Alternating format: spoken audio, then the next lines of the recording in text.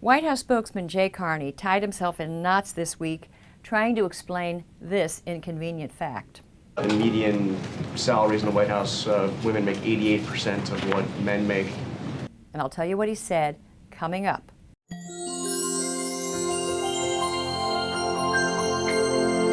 This week we heard over and over again from the White House, from members of Congress, from journalists, that women earn 23 cents less than men for doing the same work.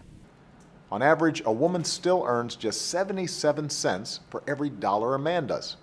And today Congress argued over a bill called the Paycheck Fairness Act. And that bill is premised on this 23-cent wage gap injustice. Well, let's do a little reality check. First of all, no competent labor economist takes the 23-cent wage gap injustice claim seriously. There was an analysis of more than 50 peer-reviewed papers commissioned by the Department of Labor. What they found is that the so-called wage gap is mostly, perhaps entirely, an artifact of the different choices men and women make, different fields of study, different professions, different balances between home and work. Now, wage gap activists will argue that even when you control for relevant variables, women still earn less. Well, it always turns out they omit one or two crucial variables. So why play this game? Now, a colleague of mine, the economist Mark Perry, has been blogging for several months about the gender pay gap at the White House.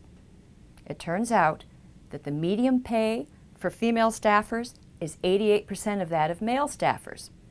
Now, White House spokesman Jay Carney created a firestorm of protest among reporters because he was tap dancing around this embarrassing fact. Well, I would say a couple of things about this. We know that closing the gender wage gap is a key part of our economic agenda, women's agenda, and here at the White House, equal pay legislation deems that there should be equal pay for equal work, and that's what we have. He insisted on the one hand, oh no, women earn equal pay for equal work in the Obama administration.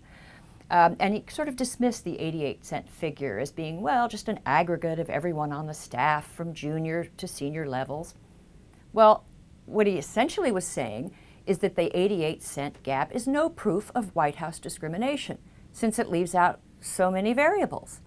Well, fine, that's right. But why then does the president use the 77-cent figure, which is misleading in exactly the same way?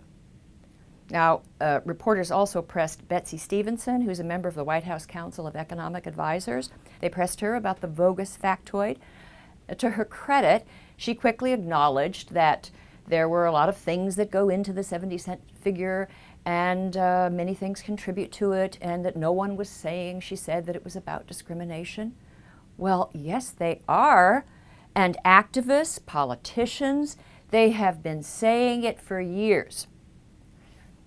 Now, it is not my claim that women no longer face discrimination in the United States. There is no evidence that I can see, or most responsible economists can see, of systemic wage discrimination against women. But of course, there's still workplaces where women are being shortchanged. But here's the bottom line.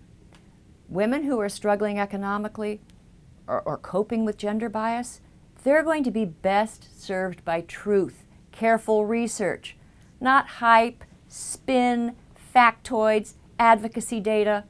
We'll all be better served by truth. So the White House, members of Congress, journalists, and everyone else should stop using the specious wage gap statistic. Just let it go. I'm Christina Hoff Sommers. Thank you for joining me. Now leave your questions in the comment section below this video, and we'll try to address them in a future episode.